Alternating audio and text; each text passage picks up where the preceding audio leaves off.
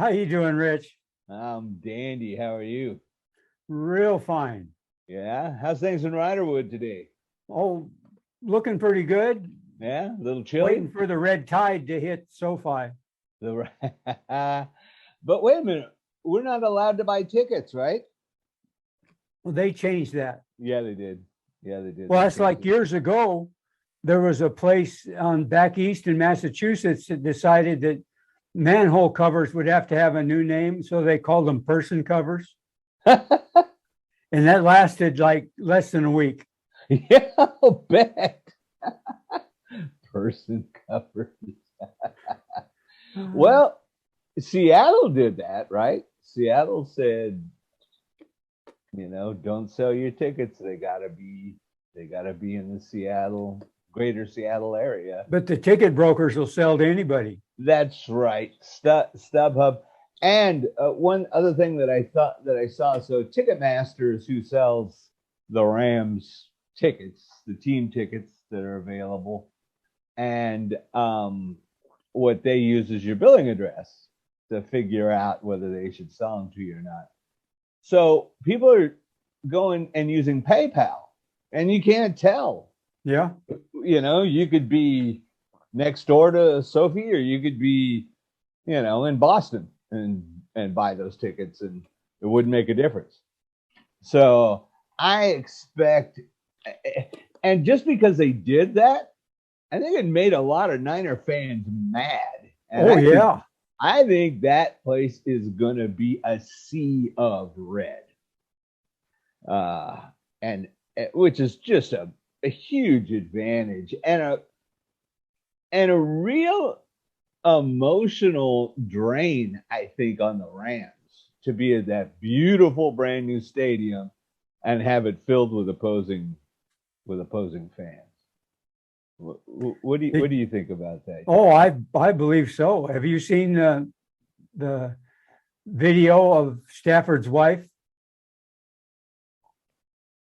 No, but she's the one that came out and she's telling people in the media to please don't sell your tickets to Niner fans, right? Well, Matt was complaining to her after the game that they had to go in silent count at home. That's hysterical. That is hysterical. Well, think about it. I mean, they just pick up in the middle of the night. They leave. They've been the Rams since 1946, right? You and I know that. And well, they were the Dons. Now they're the Rams. But I mean, they left for 20 years. They just said goodbye. Yeah. And they came back, and then Southern California became a Raider nation, and there's way more Raider fans down there. And now the Raiders just moved to Vegas. It's easy to drive from LA to Vegas. Yeah. I don't think they've created a fan base down there yet, just like the Chargers. I don't think they've created one down there yet either. And LA's always been a finicky market. With finicky fans, you ever go to Dodger Stadium by the seventh inning, people are getting up and leaving, no matter how close the game is. They're just getting up and leaving. So go up late and leave early. That's the name of the game. I think the Laker fans are the real LA fans down there, and they should be. They certainly earned that over the decades that they played there. So. Well, they are fun to watch. The Lakers? Yeah. Well, now they're fun to watch because they got every big name in basketball and they lose every game. And I hate their guts. So I really enjoy watching that. I'm a Warrior fan, as you know. So when Lou Alcindor was playing there, they were fun to watch. Well, yeah, they sure were fun to watch then. With Kareem and with Magic and the no-look passes. Yeah, that's 1984 Rams team might have been the best basketball team that ever stepped on the floor. They were okay. On to the Lambs. On to the Lambs. So what do you think? We're going to have sous vide lamb shank. Yeah, for everyone in the crowd. I love that. It's one of my favorite meals, as a matter of fact. But you know what? It's a funny thing. We beat Green Bay, number 1 seed. We go into the horrendous weather to do that. But I don't think they're the hottest team in football. I don't think they were the hottest team in football going into the end of the season. I think the Rams are the hottest team in football right now, and the Niners, the Niners and the Rams, right there. You know, you look over at the AFC. I'm not real impressed. I think Super Bowl goes to the NFC this year, in my opinion. Well, the Clowns kind of impressed me to be able to win and your quarterback get knocked onto the ground every other time he drops back. Yeah. I mean, that's something right there. Yeah, but that quarterback is you can't. He's really something. You can't make a living that way. No, but boy, he's something. But anyway, back to the Rams. You think the Rams are that hot because they beat the Cardinals? Well, they beat the Cardinals, and I think the Cardinals are a really good team. They used to be. They fell apart. They did come apart at the end of the season, right? I watched quite a bit, not full games, but bits and pieces of them. And I couldn't believe how bad they were playing. Yeah. Well, you know, I think after Murray got hurt, you know, he came back early, and it was a leg injury, and it was one of those non-contact injuries, which are the bad ones. And I you know, I give the guy a lot of credit because he's a scrambling quarterback, and he got out there and he couldn't move around well. But man, that's a good team. Man, we're in a good division, huh? I think so. Best division in football, bar none. A lot of people are worried about having to play them 3 times. Well, you know, they are, but as you know, I'm kind of a statistics guy. Just a little of that. You know, is it if we'd have lost to them, would it be we'd be in better shape? No. Nope. We've got their number. Each game is its own group of statistics in itself. No one game. Three 49er wins ago have 0 effect on this game. The only effect that losing 6 in a row to us could be that Sean McVay really puts his nose to the grindstone this weekend, and they figure out ways to get Donald and Von Miller involved. We killed Ramsey. They tried that last time. They moved Donald all over. Well, they did move him moving to outside, and then we run up the middle. Yep, and Donald didn't do anything in the last game. Yeah, and Von Miller never got to Jimmy. So we had them pegged pretty well. But I expect some changes this week, especially since, you know, Jimmy's coming off a relatively weak game. He did enough for us to win, but you know, we have weapons to break those guys down too. Yes. What do you think? You know, if you look at this game and you look at how we've beat them and how we just beat them at the end of the season, right?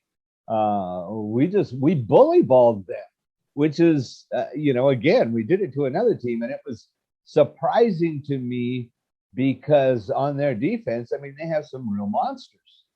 Well, they have 3 monsters. I don't know that everybody else on that defense That's right. is all that good, you know? And if you have 3, you can game plan for those guys, right? Well, Ramsey didn't look so good last time. No. I think we need to throw away from him this game because I think he's going to be really fired up.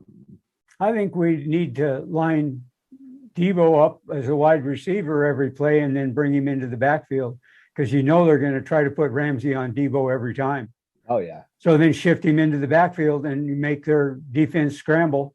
Yeah. I'm really anxious to see what D'Amico has in store for him. Yeah. Yeah. That's going to be my favorite part.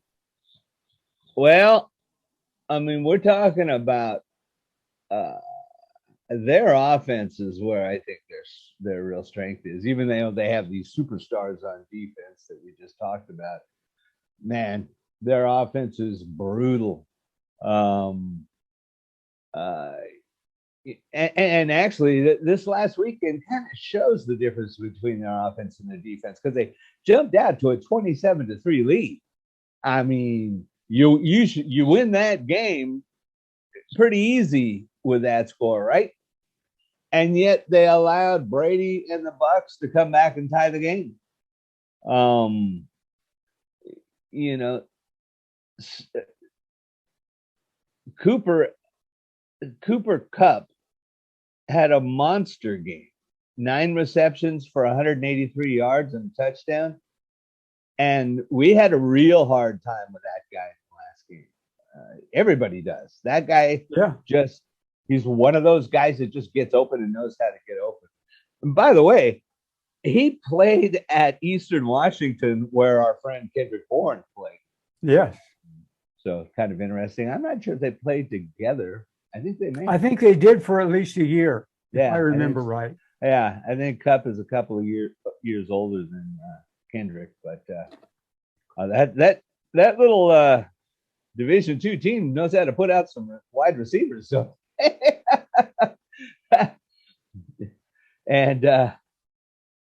and Stafford was 28 of 38 for 366 and 2 touchdowns. But that wasn't against our defense. You're right. It was against the Bucks defense. You get to Stafford, you get him riled, and he's not the same quarterback. Especially when he has to go to silent count in his own stadium. Yeah. That's such a big factor. Yeah. It's just I just want to see a sea of red there, you know. I have an interesting stat here. Let me toss a section, see what you think. So the Rams are a top 10 team against the run. And they held Tampa Bay to 51 yards. And Tampa Bay is actually a pretty good running game. They got Fournette, right? But Los Angeles, in our 6 victories in a row, they've allowed 145.5 yards per game average in those 6 losses. So we run it down their throat. So anyway, I mean, you've got a hot offense that we're going to play. You know, Stafford's got 6 touchdowns and no turnovers in these 2 preseason games. And again, we've talked about Cooper Kupp. I think that guy should be in the discussion about MVP along with Aaron Rodgers, because I don't know if they go as far, if the Rams go as far without that guy. He is really a special receiver. So our defense really is really going to have to get these guys.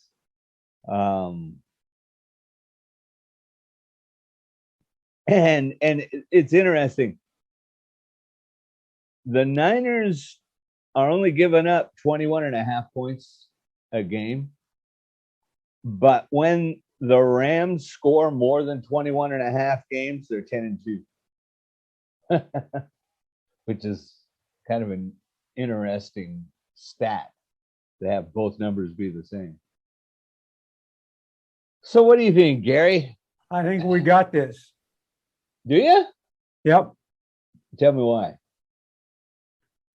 We've done it in the past. There's no reason we can't continue doing it. Yeah.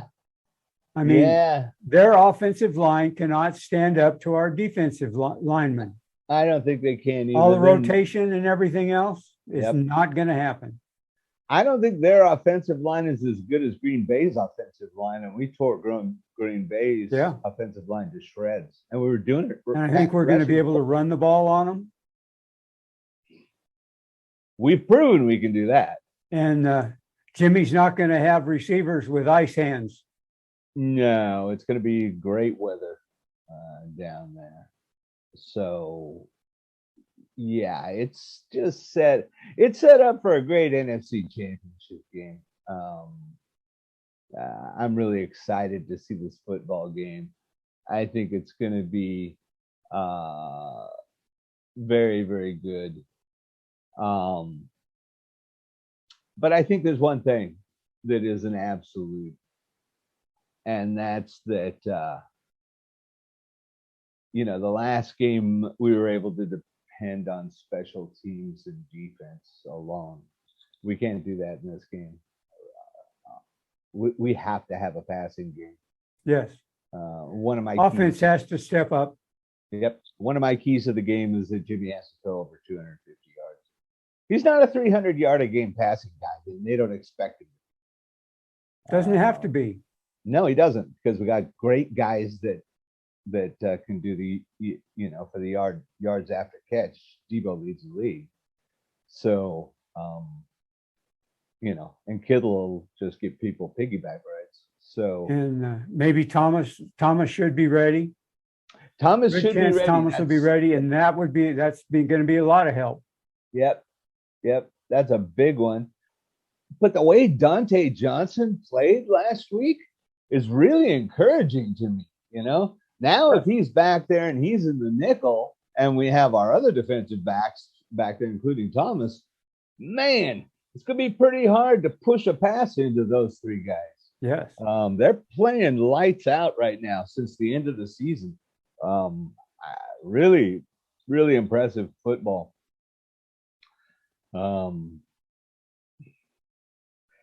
So,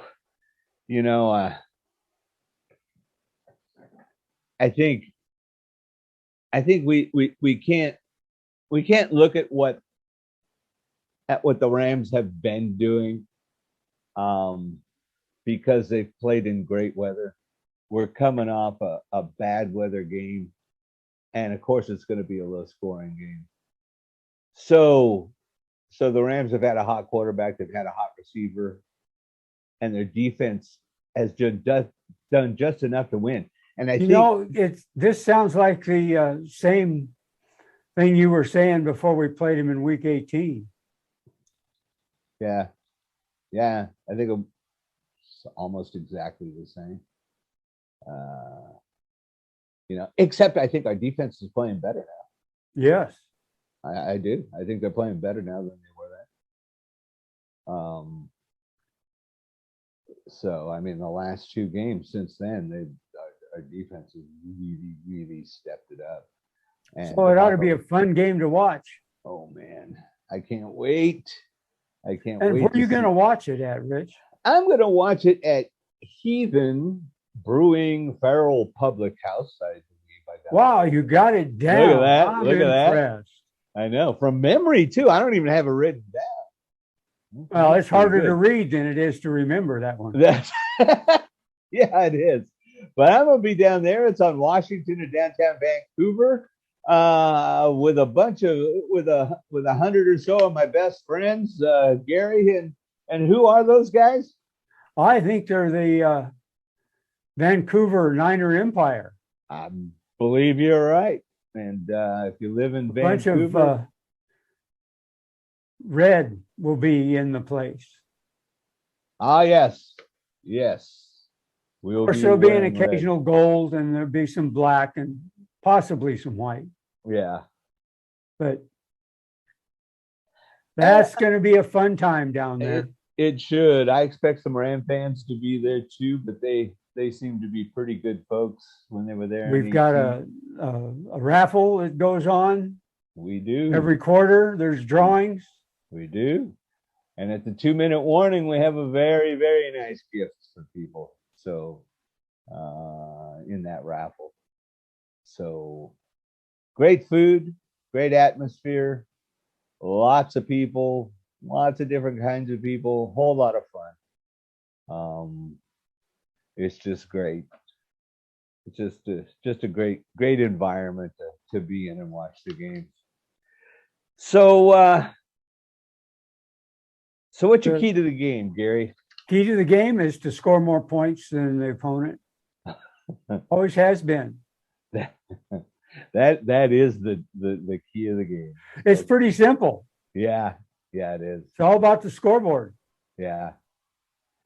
Get to Stafford early and keep your foot on his throat, and that'll shut them down. And don't drop any passes and don't throw any interceptions. And that might be a more relaxing game for us to watch. It might be. It'd be nice if it wasn't just, skin of our teeth. But I think what you just said is right. I think if we get to Stafford the way we got to Aaron Rodgers, and that's a good offensive line.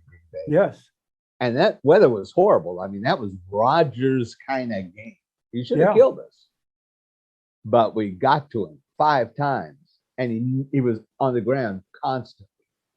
And Matthew Stafford doesn't like that. Rodgers is more used to that, playing in the black and blue division, right? And Stafford came out of the black and blue division, but he was never one of those guys, and he's not one of those guys now. So I agree with you 100%. We get to Stafford, we win this game. So we agree. Look at that, Gary. We're going to wrap this video up. I'm ready. Let's wrap it up, okay, man. Let's see. If you don't have a past, you have no future. That's right. And we'll see all of you guys at the Heathen. We'll see everybody at Heathen. I'll see you there, Gary. See the other Fogies. See the faithful. And go Niners. Go Niners.